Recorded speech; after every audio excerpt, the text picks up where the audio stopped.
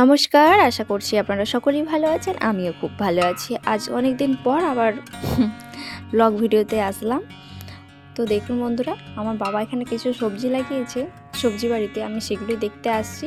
এইদিকে লাগিয়েছি, প্রথমেই দেখালাম মটরশুঁটি। আর দেখুন বন্ধুরা, এই গাছগুলো কেন বেগুন গাছগুলো এরকম হয়ে গেছে, বেশ দেখুন এগুলো সব হয়েছে কিন্তু হলদে, পুরো গাছটাই হলুদ হয়ে গেছে, পাতাগুলো পর্যন্ত ছিটকে বাটকা হয়ে গেছে, কিন্তু বেগুনও ধরেছে।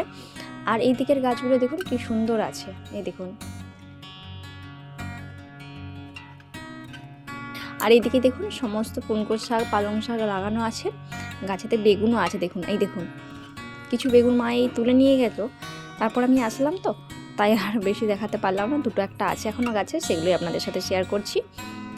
এই দেখুন, এই দিকের বেগুন গাছগুলো হলদে হলেও এই বেগুন গাছগুলো ঠিক আছে। আর এই দেখুন বন্ধুরা, এখানে লাগিয়েছি কি, এটা বিনস কলাইয়ের গাছ। এইদিকে আছে টমেটো, দেখুন টমেটো ধরেছে মনে হচ্ছে, চলুন একটু দিয়ে দেখি। এই দেখুন, দেখতে পাচ্ছেন, এই দেখুন ছোট্ট ছোট্ট টমেটোই মাত্র ধরেছে। আর মা এদিকে রান্না করছে, তারপরে আর ভিডিও আমার অন করা হয়নি। তারপরে দেখুন বিকেলে কিছু পাঁপড় ভাজা হচ্ছে, যেটা আপনাদের সাথে শেয়ার করলাম। তো বন্ধুরা, আমি তো অনেক দিন প্রায় অনেক দিনই মাস কান্নাকের মতন হবে আমি ব্লগ ভিডিও করি না, রিলস করতাম। তো আমাকে যেইভাবে আপনারা ব্লগ ভিডিওতে আগে সাপোর্ট করতেন বা রিলসে করতেন, সেভাবেই সাপোর্ট করবেন, আমার পাশে থাকবেন। আর যদি আজকের ভিডিওটা ভালো লেগে থাকে, লাইক কমেন্ট শেয়ার করবেন, আর অবশ্যই পাশে থাকবেন, ঠিক আছে? তো চলুন নেক্সট ভিডিওয় দেখা হচ্ছে।